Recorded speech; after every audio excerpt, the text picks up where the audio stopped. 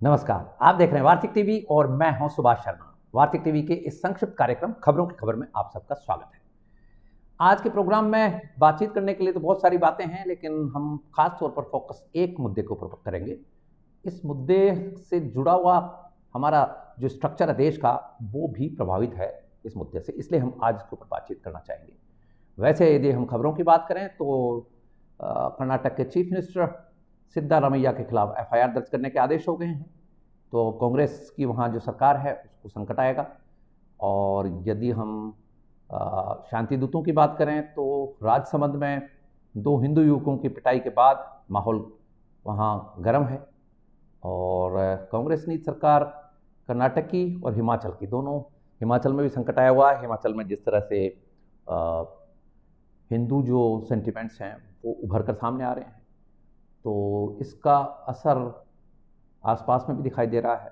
तो ये तो एक देश का ओवरऑल स्थिति है देश की। शांति दूतों की स्थिति है कि आए दिन कोई ना कोई खबर आती रहती है। और यदि बदलापुर की बात करें तो बदलापुर में हाईकोर्ट ने हालांकि इस एनकाउंटर को एक तरह से फर्जी बता दिया है, लेकिन अब बात ये आ रही है कि बदलापुर का ये जो अक्षय शिंदे जो है, जो 2 बच्चियों का यौन शोषण का आरोपी है, स्कूल में ये स्वीपर था और 2 बच्चियों का यौन शोषण इसने किया। ना पहला 2-3-4 साल की बच्चियां, आप देखिए जरा क्या मानसिकता है। अब बात ये आ रही है कि उसकी इच्छा थी कि उसको दफनाया जाए। अब यहाँ पेच है। हिंदुओं में तो यदि नाम से हम देखें अक्षय शिंदे, तो हिंदुओं में तो दाह संस्कार की हमारी प्रणाली है, लेकिन अब वहाँ दफनाने का मामला चल रहा है। तो ये क्या कारण हो सकता है? इस पे इन्वेस्टिगेशन होना चाहिए, क्योंकि यदि ऐसा है तो फिर ये फितरतन मामला है, जहां कब्रों में से निकाल कर बलात्कार किए जाते हैं पाकिस्तान में, और भारत में बच्चियों को देखकर जिस तरह के शांति दूत एक्शन करते हैं, और दावा ये किया जाता है कि उनकी शरीयत में अलाउड है, यानी 9 साल की जो बच्ची है उससे निकाह हो सकता है। तो ये जो शरीयत है ये बड़ा काम कर रही है, लेकिन ये शरीयत कहाँ पर और क्या कर रही है, इसके ऊपर आज हम बातचीत करेंगे। और बात कर रहे हैं हम अफगानिस्तान की।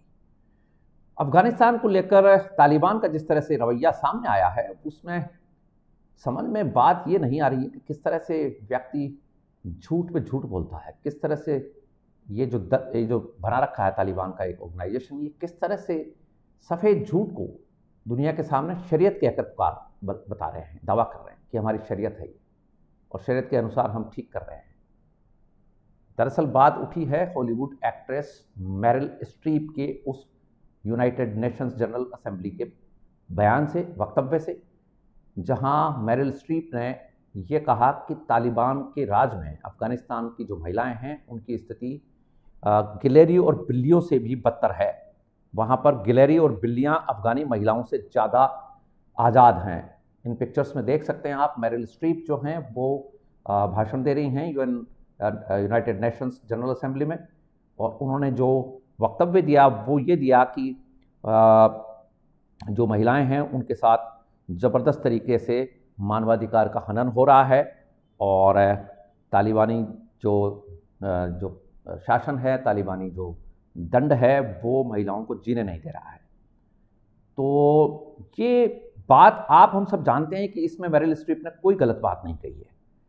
मेरिल स्ट्रीप ने कहा कि अफगानिस्तान में तालिबान के आने के बाद से महिलाओं पर कई प्रतिबंध लगाए गए हैं, और अफगानिस्तान में जानवर भी आज़ाद घूम सकते हैं, लेकिन अफगान महिलाओं को छिपने के लिए मजबूर किया जाता है। ये बेहद अजीब है और प्रकृति के नियमों के भी खिलाफ है, अनकोट। अब बात यहाँ ये है कि अफगानिस्तान में आज जो तालिबानी रूल है उसमें किस तरह से महिलाओं को बुर्के में रखा जाता है, किस तरह से उनके बिना पुरुष के वो बाहर नहीं निकल सकती, किस तरह से गार्ड लगी रहती है अफगानिस्तान के जो अफगान, ये जो अब मिलिटेंट्स कहें कि आतंकी कहें कि पॉलिटिकल, क्योंकि इस्लाम एक पॉलिटिकल मज़हब है, और इस्लाम में जो इमाम है, जो खलीफा है, जो सबसे बड़ा धार्मिक नेता भी है, वही राज चलाता है।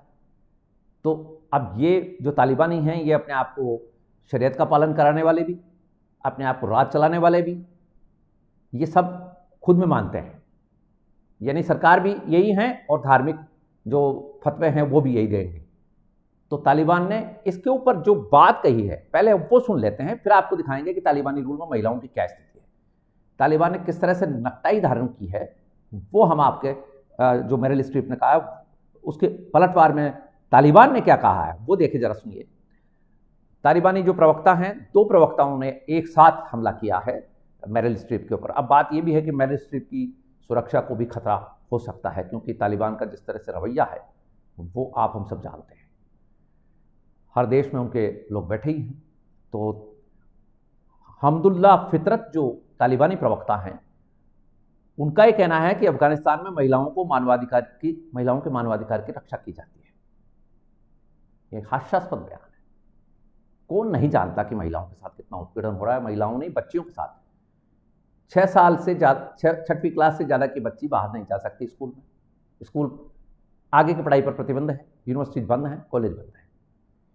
इसके साथ ही ये भी कहा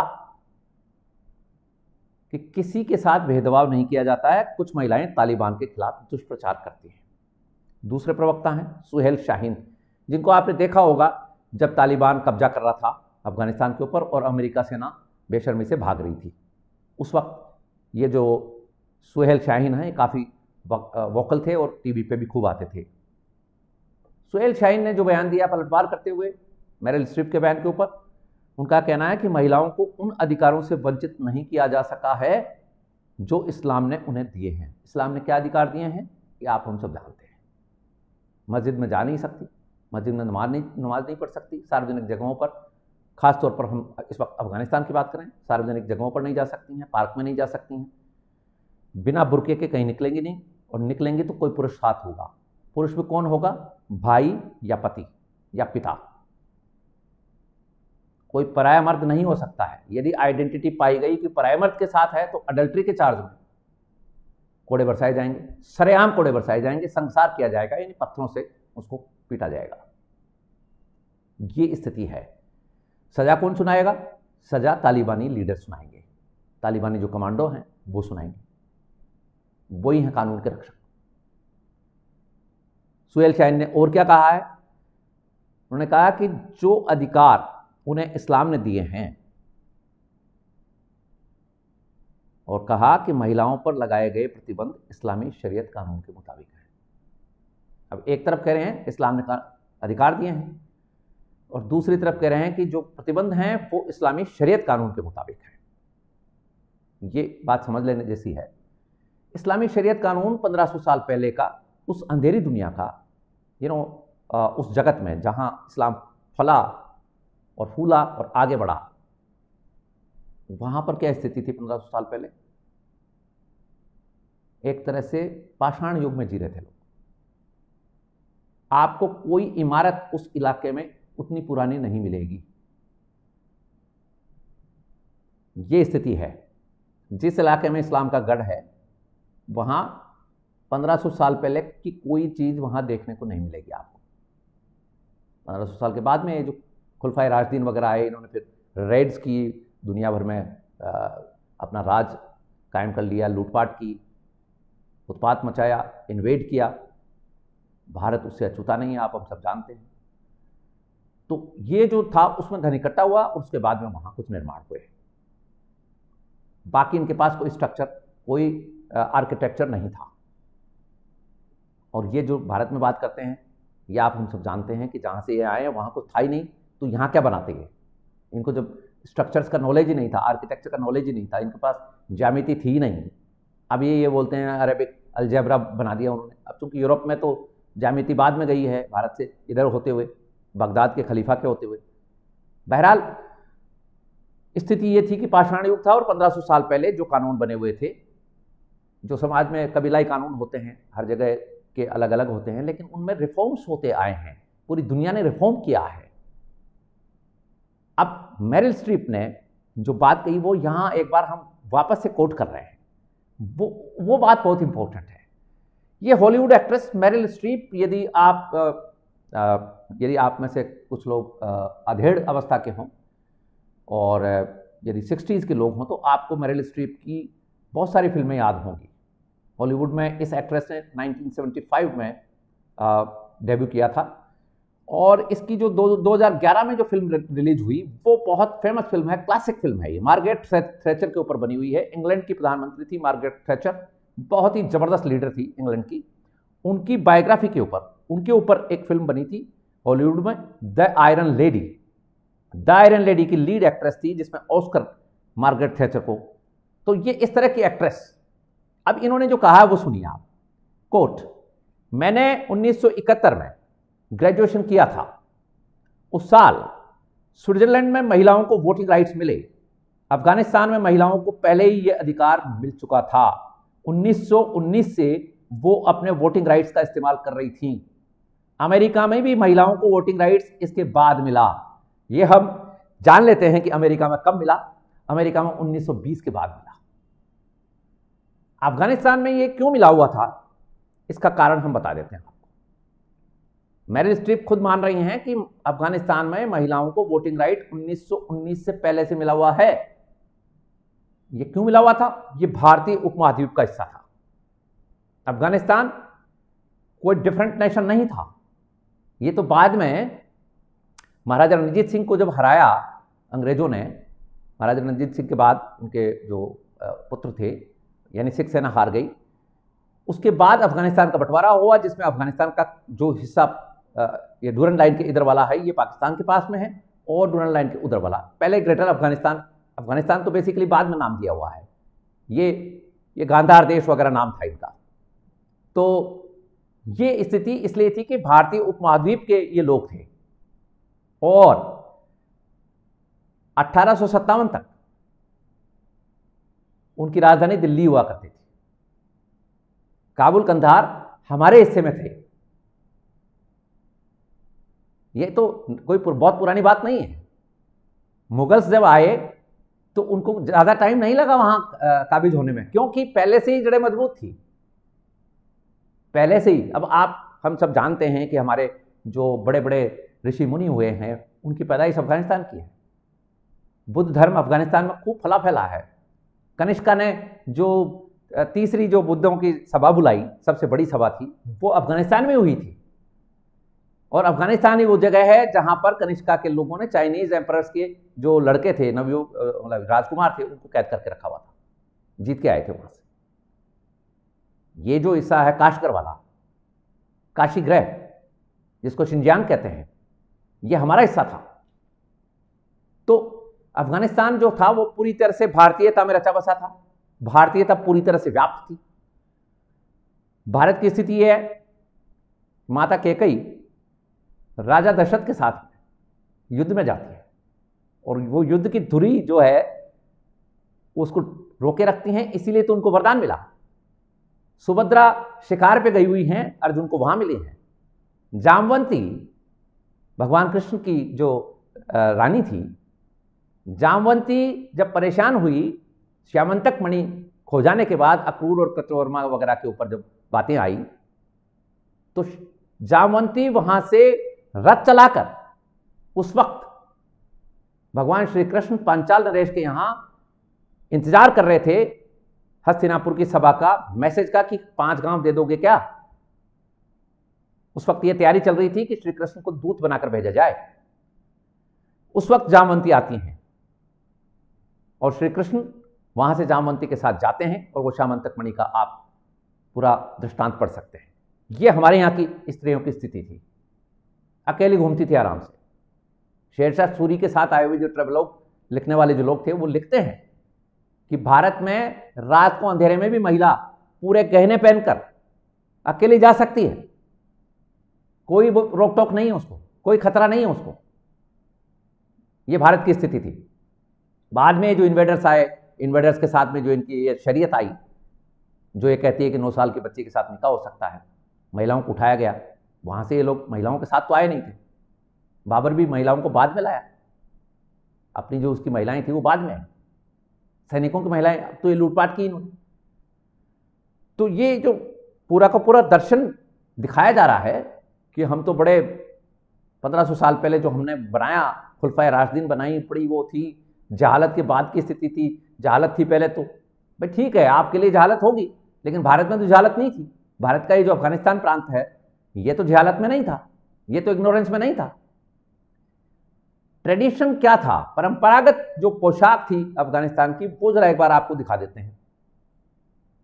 ये परंपरागत पोशाक है, आप भारतीयता से मिला लो इसको। ये टीका जो लगा हुआ है सिर पे, ये जो मुकुट सा पहना हुआ है, ये जो हाथ में मटका जिसको हम कुंजा कहते हैं, आप देखिए जरा, ये दुपट्टा ओढ़े हुए, ये तो भारतीयता है सारी की सारी। आज भी आप यदि हुंजा वैली में चले जाएं तो वहां की महिलाएं इसी तरह के परिधान में रहती हैं। यदि आप इधर हिमाचल में चले जाएं, हमारे नॉर्थ ईस्ट की साइड में चले जाएं, तो जो परंपरागत जो हमारी जो महिलाओं की जो पोशाक है वो तो यही है, इसी तरह की है। ये स्थिति है। अब आप देखिए जरा, ये इस्लाम में महिलाओं की स्थिति अफगानिस्तान में, परंपरागत रूप से महिलाएं किस तरह से एक निर्वहन कर रही हैं वाहिनी का। ये हिंदू वाहिनी जैसे हमारे यहां महिलाओं की है आरएसएस में, उसी तरह की वाहिनी है आपके सामने। कहां इसमें बुर्का है। लेकिन अब आप देखिए तालिबान के शासन के बाद क्या स्थिति है महिलाओं की, जरा वो भी देख लीजिए।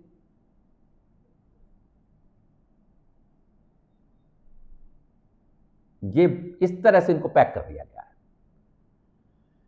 न कोई पढ़ाई लिखाई, न कहीं आना जाना। ये देखिए आप, ये बच्ची को देखिए आप जरा, कितनी मासूम बच्ची है। ये पढ़ना चाहे, आगे बढ़ना चाहे, लेकिन नहीं। और ये भी डर के मारे देख रही कि कहीं मेरे को कोई देख ना ले। तो मेरिल स्ट्रीप जो हॉलीवुड एक्ट्रेस है, उन्होंने कहा कि जिस तरह से अफगानिस्तान में सामाजिक पतन हुआ है वो दुनिया भर के लिए एक सबक है। ये यूनाइटेड नेशन जनरल असेंबली में बोलते हुए मेरिल स्ट्रीप कह रही हैं, वहां 70 के दशक में महिलाएं जज होती थीं, वकालत करती थी, लगभग हर फील्ड में नौकरी कर रही थी। अब उनके सारे अधिकार छीन लिए गए हैं। और अभिनेत्री ने यह भी कहा कि एक बिल्ली अपने दरवाजे पर बैठ सकती है, अपने चेहरे पर सूरज की रोशनी महसूस कर सकती है। आप देखिए कितना इमोशनल बात है। वो पार्क में गैलरी का पीछा कर सकती है बिल्ली।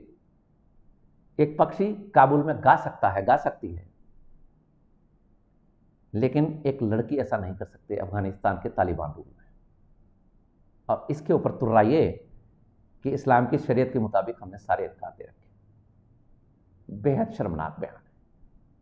पूरी दुनिया को इसके ऊपर थूकना चाहिए, और पूरी दुनिया को, ये जितने मानवाधिकार के ठेकेदार बने घूम रहे हैं, इनको भारत में एक भी शांति दूत या कम्युनिस्ट जो मॉडर्न सेकुलर बनता है, लिबरल बनता है, इसके ऊपर कोई बयान उनके मुंह से चूं तक नहीं निकलती है। ये जितने भी आरफा खानम टाइप के लोग हैं, राजदीप सरदेसाई टाइप के लोग हैं, ये कोई नहीं बोलता है कि भाई अफगानिस्तान की महिलाओं के साथ क्या हो रहा है, उनके मानवाधिकार का क्या होगा। ये जो मेनका गांधी की ब्रिगेड है, हमारे यहाँ तो जानवर किसी को फिल्म में भी काम में ले लिए, तो वहाँ महिलाओं को जानवरों से ज़्यादा बदतर स्थिति में डाल रखा है, उस पर ये चूं तक नहीं बोलते। अरे भाई 1500 साल पहले आपने कोई शरीयत बनाई होगी, उस वक्त के जो कबीलाई रूल थे वो ठीक है, उस वक्त के लिए ठीक होंगे। लेकिन आज जब पूरा समाज, पूरा विश्व एक विलेज के तौर पर है, आप सेकंड्स में पूरी दुनिया देख सकते हैं कहां पर क्या हो रहा है। सैटेलाइट इमेजेस आ रही हैं, दूरसंचार ऐसा कि यहां बैठे आप कहीं पर भी बात कर सकते हैं वीडियो कॉल से, पूरी वहां की दृश्यावली आपके सामने आ सकती है। ऐसे जमाने में आप इस तरह की बात कर रहे हैं कि शरीयत के मुताबिक हमने सारे अधिकार दे रखे हैं। शरीयत ही 1500 साल पुरानी, लेकिन शरीयत के कानून के यहां पर भी ठेकेदार हैं, झंडा बरदार हमारे यहां पर भी हैं, जो हिंदुओं में तो घूंघट की प्रथा को कुप्रथा बता रहे हैं। जरा सी भी बात हिंदुओं के साथ हो जाए तो लीजिए आप, किसी जिनको हमने आरक्षित कर रखा है उस वर्ग से कोई महिला को कुछ कह दिया जाए तो फिर देखिए आप हंगामा। आरक्षित वर्ग के किसी व्यक्ति के साथ कुछ हो जाए तो देखिए आप हंगामा। लेकिन अफगानिस्तान की आधी दुनिया, आधी आबादी पिस रही है, बच्चियां पिस रही हैं, बच्चियों के साथ 9 साल की उम्र में निकाह हो रहे हैं, शारीरिक संबंध बनाए जा रहे हैं।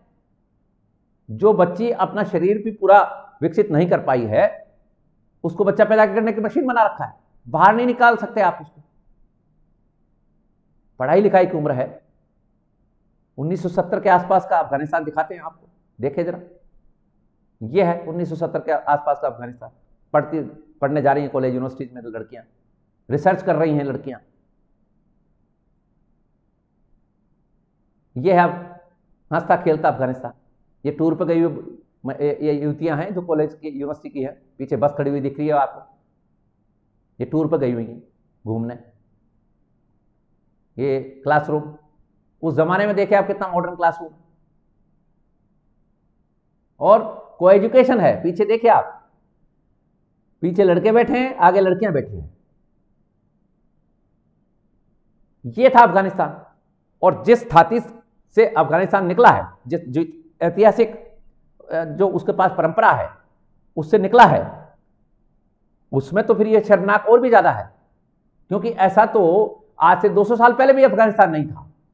और यदि हम इस्लाम की शरीयत की बात करें तो क्या उस वक्त 200 साल, 300 साल, 400 साल पहले तो ज्यादा इस्लाम प्रभावी था इस इलाके में, क्योंकि बादशाह उन्हीं के थे, उन्होंने तो नहीं किया। तो ये कौन सी बात हुई? यहां तो रजिया सुल्तान दिल्ली की बादशाह रही है, इल्तुतमिश की बेटी। अब ये बात अलग है कि इन्होंने मार डाला, कठमुल्लाओं ने उसको बहुत तंग किया, लेकिन इल्तुतमिश जो था उसने तो अपनी बेटी को ही बनाया ना बादशाह। वो अफगानिस्तान तक रूल कर रही थी उस वक्त, क्योंकि इल्तुतमिश वगैरह तो गुलाम वंश के वहीं से आए थे, ये तो गोरी के ही लोग थे। तो परंपरा तो देखिए आप जरा, रजिया सुल्तान का वो जमाना जब तो अंधेरा ज्यादा होना चाहिए था, जब तो तालिबान जैसा रूल ज्यादा होना चाहिए था, लेकिन अब आप तालिबान के रूप में वहां गदर मचाए हुए हैं, तंग कर रहे हैं, और फिर ऊपर से तुर्रा ये कि हमने अधिकार दे रखे हैं। तालिबान ने क्या क्या किया है जरा आपके सामने बानगी रख देते हैं। महिलाएं गाना नहीं गा सकती हैं, नौकरी नहीं कर सकती हैं, कहीं भी अपनी आजीविका नहीं कमा सकती हैं। यदि कोई महिला का तलाक हो गया या वो रह नहीं सकती किसी के साथ में, कुछ प्रॉब्लम हो रही है, परिवार में कोई दिक्कत है, वो अपनी इंडिपेंडेंट कुछ करना चाहती है, वो नहीं कर सकती, उसको बिना किसी मर्द के रह ही नहीं, जिंदा ही नहीं रह सकती। अच्छा, ड्राइविंग लाइसेंस पर पाबंदी लगा दी गई है, यानी ड्राइविंग नहीं कर सकती महिलाएं, कहीं जा नहीं सकती बेचारी, वो चाहे बीमार ही हो। मान लीजिए किसी घर में पिता भी नहीं है, भाई भी नहीं है और बेटा भी नहीं है, वो तो महिला तो मर गई, उसको तो 60 साल की उम्र में भी किसी से निकाह करना पड़ जाएगा। अब निकाह किससे होगा? इन्हीं के लोगों से होगा जो 5-5, 6-6 बीवियां पहले से ही रखे हुए, तो उसका तो जिंदगी तबाह है। ये इस्लाम में समान अधिकार है, ये कौन सी बात है? ये कौन से मानवाधिकार है? पार्क में नहीं बैठ सकती महिलाएं, पार्क समेत कोई सार्वजनिक जगहों पर नहीं बैठ सकती, घर में रहो, 4 दीवारी में रहो। कुल मिलाकर बात यह है कि घर का काम करो और बच्चे पैदा करो, यही काम है तुम्हारा, और कोई काम नहीं। दुकानों के बाहर कोई बोर्ड पर, पोस्टर बैनर में महिला की तस्वीर नहीं हो सकती, कोई पिक्चर का वो नहीं लग सकता है, मतलब महिला नाम से ही कोई चेहरा नहीं दिखा सकती अपना। ये सारे कर्टेल करके खत्म कर दिया, ये स्थिति है। अब यहां बात ये आती है कि ठीक है, हर समाज में पहले कोई परंपराएं रही होंगी, लेकिन जैसे जैसे समय बदलता है तो रिफॉर्म्स आते हैं, समय की जो मांग है उसके अनुसार काम किए जाते हैं। 1971 में स्विट्जरलैंड में महिलाओं को वोटिंग राइट मिला। इसके पीछे का बैकड्रॉप क्या है? अब्राहमिक जो रिलीजन्स हैं उनमें महिलाओं की स्थिति पुरुष के मुकाबले में नहीं है, वो पसली से बनी हुई है, एडम की पसली से बनी हुई है महिला, इसलिए उसका कोई अस्तित्व नहीं है। बाकी जो क्रीचर्स हैं उनका तो कोई अस्तित्व है ही नहीं। ये अब्राहमिक रिलीजन्स की बात है, इस्लाम उसको पूरी तरह से मानता है अभी भी, मतलब महिला पुरुष के बराबर नहीं है, 2 महिलाएं एक पुरुष के बराबर होती हैं और वो गवाह दे सकती हैं, ये स्थिति है। अब बात यह है कि ये पूरा का पूरा अब्राहमिक रिलीजन्स का जो समाज था उसमें महिलाओं को कोई राइट नहीं था। अमेरिका में जब क्रिश्चियनिटी पूरी फैल गई और ये यूरोपियन जो विस्तारवादी लोग थे, एक्सपेंशनिस्ट थे, लुटेरे थे, उत्पीड़क थे, इन्वेडर्स थे, इन्होंने वहां जाकर वहां के लोगों को मारा और वहां कब्जा कर लिया उनके धन पर, जमीनों पर। उन लोगों के यहां भी क्रिश्चियनिटी के हिसाब से वोटिंग राइट वगैरह नहीं था, महिलाओं को कोई पंचायत के अधिकार नहीं थे। लेकिन 1920 क्या 1900 के आसपास वहां आंदोलन शुरू होने लग गए थे अमेरिका में, महिलाएं सड़कों पर आ गई थी। तो उस सूरत में महिलाओं को 1920 में वोटिंग राइट मिला। स्विट्जरलैंड में तो 1971 में मिला, जैसा कि मेरिल स्ट्रीप कह रही हैं। तो 1971 में भी दिया ना। भारत की तो स्थिति आप हमसे कुछ पता ही है, भारत में तो शुरू से ही है, भारत में तो महिलाएं कैबिनेट में रही हैं, भारत की प्रधानमंत्री रही है महिला। तो इससे पहले बहुत सारी महिलाएं आज़ादी का आंदोलन में रही। हमारे यहाँ रानियां थी, लक्ष्मीबाई जैसी, महारानी अहिल्या देवी जैसी। ये तो अभी हाल ही की बात है। होलकर जो महारानी थी इंदौर की, तो वो तो माता की तरह पूछते हैं हमको, अहिल्या देवी होलकर। झांसी की रानी लक्ष्मीबाई, ये तो अंग्रेज का रूल आने से पहले ही रानियां थी ना। कोई कहते कि साहब अंग्रेजों ने भारत को बड़ा अंधेरी दुनिया से लाकर उजाले में खड़ा कर दिया, ये सब मिथ है। हमारी तो रानियां ऑलरेडी थी जो अंग्रेजों से लड़ी हैं आजादी के लिए, समाज सुधारक थी। तो कहने का मतलब ये कि ये जो स्थिति है इसमें चेंज होना जरूरी है। 1971 में, 1920 में वहां, और जो अफगानिस्तान की पुरानी परंपरा है, जो भारतीयता की परंपरा है, उसको आप लागू क्यों नहीं कर रहे हैं? और आधी आबादी को आपने ठप करके बैठा हुआ हो, आप खंडरों में बैठे हो, आप पूरा अफगानिस्तान खंडर हो गया है। कोई जमाने में जबरदस्त सभ्यता थी, बामियान जैसी मूर्तियां भगवान बुद्ध की, ऐसी कारीगरी केवल हथौड़े और छेनी से नहीं हो सकती है, उसमें पूरी इंजीनियरिंग थी। पहाड़ को काटकर इतना बड़ा मुजस्मा, इतना बड़ा एक, जिसको मतलब आप मीटर्स में आप आंखें फाड़ते देखते रह जाओ, ऐसे ऐसे वहां स्तंभ बने गए, मूर्तियां बनाई गई। कैसे हो सकता था? ये एक फलती फूलती सभ्यता में हो सकता था, जहां पाणिनि जन्म लेते हों, जहां व्याकरण को परिभाषित किया जाता हो, यास्क जैसे लोग हों, जहां महाभारत के सारे कैरेक्टर्स हों। वो धरती आपने क्या कर दिया? भारत सोने की चिड़िया इसीलिए तो कहलाता था कि अफगानिस्तान के काबुल कंधार जैसे जो शहर थे, कोई जमाना था जब कहा जाता था कि काबुल में यदि आप चल रहे हैं और यदि आपका पैर पड़ गया किसी के, तो वो विद्वान ही होगा। ये स्थिति थी काबुल की। इसीलिए कहावत बनी है कि गधे काबुल में भी होते हैं, यानी मूर्ख लोग काबुल में भी होते हैं, सारे ही लोग विद्वान नहीं होते हैं। तो बहरहाल मतलब आप देखिए जरा कि कैसा अफगानिस्तान था, आपने कैसा कूड़ा कर दिया है। अफगानिस्तान में महिलाओं की स्थिति को लेकर, महिलाओं की नहीं पूरे समाज की स्थिति को लेकर, अमेरिका में जो खालिद हुसैनी रहते हैं, राइटर हैं बहुत बड़े, हम मेरे निजी जो मेरा बुक कलेक्शन है उसमें मेरे को ये बुक मैंने आप लोगों के लिए निकाली है। ये खालिद हुसैनी की लिखी हुई है। इनकी 2 बुक्स पहले और आ चुकी हैं, आप में से कई ने पढ़ी भी होंगी, द काइट रनर और 1000 स्प्लेंडेड सन्स। तो ये बुक जो है, एंड द माउंटेन्स एकोड, ये अफगानिस्तान के तालिबान रूल के बाद की पूरी पिक्चर पेंट करती हुई बुक्स थी। खालिद हुसैनी उस वक्त अमेरिका गए थे जब तालिबान ने उस दौर में अत्याचार मचाया था। ये तो दूसरा दौर आया, अभी पहला दौर आया, उसके बाद फिर अमेरिका आया। तो पहले दौर में जो विस्थापित हुए यहाँ से, अफगानिस्तान से, ये लोग अमेरिका में जो रहते हैं, उसमें खालिद हुसैनी पहले कैंप्स में रहे थे लोग वहाँ जाकर, और बाद में धीरे धीरे सेटल हुए हैं। तो खालिद हुसैनी का बड़ा नाम है, राइटिंग अच्छी करते हैं। तो खालिद हुसैनी की ये बुक जो है, ये आपको अफगानिस्तान की पूरी पिक्चर दिखाती है। यही नहीं, इसके पहले 2 बुक्स, द काइट रनर और 1000 स्प्लेंडेड सन्स, ये बुक्स तालिबानी रूल की उस क्रूरता को दर्शाती हैं कि एक हंसते खेलते राष्ट्र को, एक हंसते खेलती कंट्री को, एक हंसते खेलती संस्कृति को, सभ्यता को किस तरह से नेस्तनाबूद कर दिया गया। वहाँ भगवान बुद्ध के जो हमारे जिसको कहते हैं मूर्तियाँ, वो तोड़ दी गई, और एक पूरी की पूरी कल्चर को, ये कौन सी बात हुई? आपकी कौन सी शरीयत में लिखा है कि आप इस तरह से पहाड़ों पर बनी हुई प्राचीन कलाकृतियों को भी ख़त्म कर देंगे? तो ये बात है। इसलिए तालिबान को समझना चाहिए कि किस मुंह से इस तरह की बात कर रहे हैं, जब विश्व समुदाय, ये तो विश्व समुदाय पूरी तरह से जागरूक नहीं है। अन्यथा इस पूरे के पूरे मसले पर, अफगानिस्तान के ऊपर नेटो जैसा जो संगठन यूरोपीय देशों ने बना रखा है, पूरा विश्व का संगठन जो यूएन है, उसको तुरंत अटैक करना चाहिए और महिलाओं की, बच्चों की स्थिति को रेस्क्यू करना चाहिए। ये कोई इस तरह का मामला नहीं हो सकता है आज के इस ज़माने में कि कोई भी किसी भी तरह से राज चला लेगा। कोई ज़मानों में चला सकते थे आप, लेकिन अब नहीं।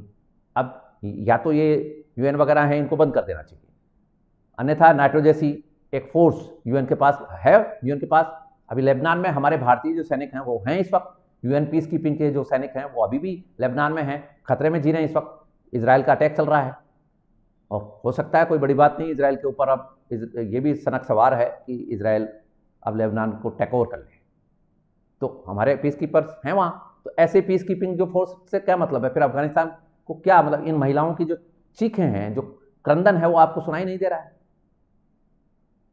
ये होना यही चाहिए। और भारत की तो स्थिति है, भारत में तो उनके एजेंट यहीं बैठे हैं। जब तालिबान वहाँ फतेह करने गया तो यहाँ बड़े कशीदे पड़े गए। तो भारत की स्थिति तो बड़ी सैंडविच जैसी है। इधर चाइनीज कम्युनिस्ट ये कुछ नहीं बोलते अफगानिस्तान के बारे में। खुद के यहाँ शिनजियांग में जो मुसलमान हैं, जो ईस्ट टर्किस्तान जिसको कहते हैं, उसमें ज़बरदस्त जुल्म कर रखा है, लेकिन अफगानिस्तान के बारे में क्यों नहीं बोलते? क्योंकि वहाँ मिनरल्स वगैरह के ऊपर कब्जा करना है चाइना को। ये स्थिति है। ये तो जियोपॉलिटिक्स है, ये रूल बेस्ड वर्ल्ड ऑर्डर है। शर्म आती है बात करते हुए, लेकिन कुछ ना कुछ होना चाहिए। जो जागरूक लोग हैं उनको इस बारे में सोचना चाहिए।